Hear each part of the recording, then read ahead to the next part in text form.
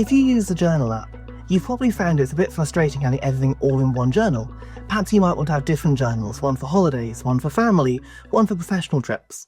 Well, now in iOS 26, all we need to do is go back to the main journal screen here, and then we can simply add a new journal just like this. From here, we can choose a name, I'll go for professional, and we can choose a colour for that journal as well. Obviously, I'll go for teal.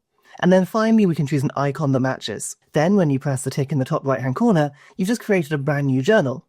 Straight away, you're going to see I've got my original journal, the professional journal, and an all entries filter as well. From now on, when I add a new journal entry, I can choose which journal to put it into.